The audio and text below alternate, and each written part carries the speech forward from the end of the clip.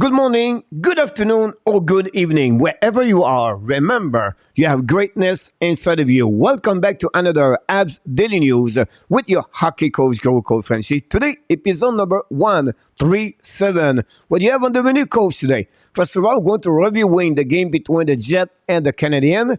Then I'm going to talk about a little bit about Martin Saint-Louis, philosophy of teaching. And then finally, I'm going to talk possibly of Jeff Gordon if we have enough time inside of this episode. So don't go nowhere. But you know the drill. You know how this works. You know that. Here we go. Please subscribe to the Hockey Nation Live Show. Sharing this video on your social media. Click on the likes. And finally, leave me a comment about my subject I have for you today on this episode number 137. And let's talking about the first subject of the day. So let's talking about the game between the Jet and the Montreal Canadiens yesterday. The Winnipeg Jet won the game by the score of 4-3 with 2 goals in the last 4 minutes of the third period. Honestly, Brett Lambert tied the game 3-3, less of 4 minutes to game. And then less of a couple of minutes at the end, maybe 1 minute, the Jets score with a slap shot of the defenseman veteran Nate Schmidt go through the body of Caden Primo. And that's the way the Winnipeg Jet beat the Montreal Canadiens yesterday. I'm going to reviewing its fun players inside this game. And at the end, I'm going to talk about what Montreal did after the game. So let's dive in. And I know everybody knows what happening, most of you, but I want to go a little bit more deeper. First of all, let's talking about the stat of the game. A couple of number you need to learn about fun player. First of all, Caden Cooley scored a goal, but he had 7 hits during the game. Let's move on to Cole Caulfield. Second goal in exhibition game and 2 games. He had 1 goal yesterday. You have 7 shots against the goaltender of Winnipeg Jet.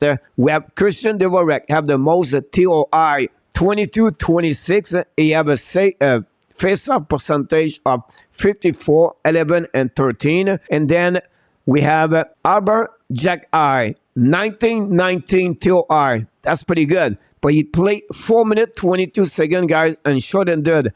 Really impressive. He have 5 hits during this game. Then we have Kirby Dach. He has 1 assist yesterday, but he has 60% of his face-off percentage yesterday. He won 9 of the 15 against the Winnipeg Jet center.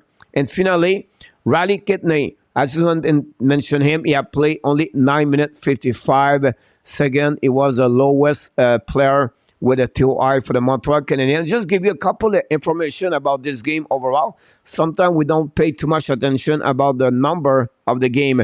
But let's move back now for Brendan Gallagher. The man is back. He scored a goal yesterday, of course, at the blueprint of the goaltender in front of the net with a rebound. Tipped the puck in the net. It gave the Montreal Canadiens tied the game on power play goal. Montreal is 2-8 yesterday on the power play. Tied the game 2-2. I think overall, I like what I saw for Gallagher. He was more active, was more energetic, and then I like the fact he carried on the puck. So I feel like Gallagher right now, he feel his will to possibly to have a good year with the Montreal Canadiens. Of course, it was his first game and the lineup for the roster for the Montreal and the exhibition game 2022. Let's move on to the next player. I don't know, guys. I don't know the potential of this player. He continues to score like a machine. The guy scored every single game. He could score 2 more yesterday. And then he have 2 goals already and 2 exhibition games. I like what I saw for Cole Caulfield. And we don't talk about him. He's a prospect. He's a part of the Montreal Canadiens prospect under 22, 23 years old. And we only talk about Safkovsky, Mazar, Beck, Jack-I, Harris, Cooley, Barron. But we forget all the time, Cole Caulfield, guy, is a young player. And he performed like a machine, like I mentioned. So great performance overall the Cole Caulfield yesterday. Here's the I'm really impressed since he played with Montreal this year is Caden Cooley. I saw him last year, but this year I feel like he have another top notch of his game. And I feel like every game he play, he's getting better. And he scored a goal yesterday. His sense of anticipation and the reaction is so great. He saw the puck, he come back down from his left side to the right side. He wrist shot the puck on the over the blocker of the goaltender of the Dave Riddich for the Winnipeg Jet and opened the score at 5:15 yesterday. Pass of Kirby Dach. But I love the game of what he does. Coley 7-8 yesterday, and I'm telling you right now, he is maybe the best prospect defenseman for the Montreal Canadiens. If Cole Caulfield is for the forward, honestly, Coley is, and I guarantee you he's going to be on the roster of Montreal Canadiens at the first game against the Toronto Maple Leafs.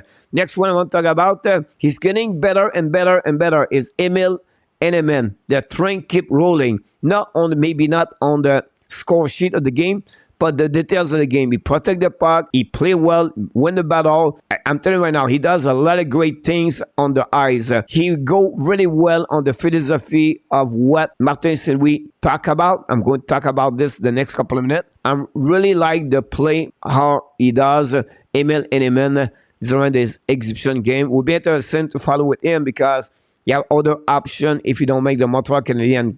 Can he go to the Laval Rocket or return to play in SHL? Something we have to follow up for sure. The next one is Albert Jacquet. Still in the race. He still tried to make a spot for himself in this team. And every game he's getting a little bit better. He makes some mistake like anybody else, right? But overall, he have a good game. But again, for me, I still believe it would be better for him at the beginning of the season, play in Laval Rocket. I feel like it would be the best for him. But he still play well with the Montreal every second time he's on the ice. And they use him on the short-handed, on special team, on the power play. And he can pass the puck. The kid, he can play. The fans going to love Albert Jacquet for sure. But again, for me, I would start him in the Laval Rocket. The next one I want to talk about is a little bit the recap of the game overall. First of all, Christian Dvorak, Dadonov, and Gallagher together have a great night. Dvorak was great with 2 points. Dadonov did a lot of great things. Chemistry with Dvorak and Gallagher. Tough game, obviously, for Matthias Norlander and Kaden Primo overall. I know they are young, I understand, but I just want to share my thought about this. I think Matthias Norlander definitely is going to be a Laval Rocket. He did not elevate his game during his exhibition game. And then Kaden Primo gave another 2. Not a bad goal. I understand he's young, but I think he should make the save for both goal he got against him yesterday against the Winnipeg Jet. The next thing I want to talk about, guys, is the Montreal Canadiens release after the game. 2 players, Riley Kidney and Joshua Roy, both played with the Montreal yesterday. Roy was his second game, exhibition game, and Kidney was his first, play only 9 minutes. They're going to return, of course, on the Quebec Junior, Roy with the Sherbrooke Phoenix. So we know both have an amazing, great year last season. Kidney 100 points, Roy over 100 points, 119, I believe. And Roy was part of the Team Canada during August. Kidney was the extra forward for that team, so I would not be surprised both of them returning at the World Junior Championship 2023. Then finally, I expect Montreal Canadiens Friday morning or during the day at Friday or honestly Saturday, Montreal Canadiens going to announce more cadre players. Many of them going to go now at the Laval Rocket because the camp start October 2nd. Finally, at the end of this subject, I want to mention to you the next game is going to be October 1st at 7 o'clock p.m. The Ottawa Senators versus the Montreal Canadiens in Ottawa. Let's move on now, guys, for the next subject of the day. My next subject, guys, is about Martin Saint-Louis' new coaching philosophy. I want to go a little bit deeper how Martin Saint-Louis educate and teach a coach, everybody around him. Let's talking about, first of all, what he said during an interview. Teaching, it takes time. It's not something he's going to turn around quickly. It's not like you put something in the microwave and then 30 seconds later, 1 minute later, it's hot. It's not the way you're going to teach hockey with front individual players. He said, really, we need to focus is on the process. I always said, every single day, every practice, every game. How do you win your day today? The most important things in your life is today. And if you focus on the process, everything it will take care by itself. If you really only go one day at a time. And the key from Martin Saint-Louis is to be patient with everything. The patience is really the most important thing for him. It's not something going to turn around quickly, faster, like anything else. He only said player development, some could develop a little bit quicker, faster, but it takes time. Some would take a little bit longer. That's a part of the process, and that's okay. One, the intention are excellent. The turnover, it's not important. So when you watch the stat, he said, I don't look at the turnover, the number they did. I'm looking about when they did it. Is it their best intention to create some creativity and to try to make the best play? But obviously, it turned to be a turnover. If it is, I've had no problem with that part of there.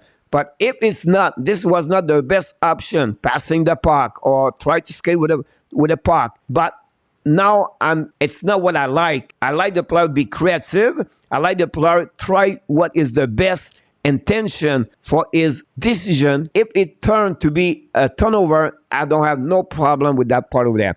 Then he's looking to teach the good habit and the creativity for each player. He wants the player learning his concept. He wants the player learning what it takes to become a little bit better one day at a time and apply this for the next game, and then to be creative with it's just learning.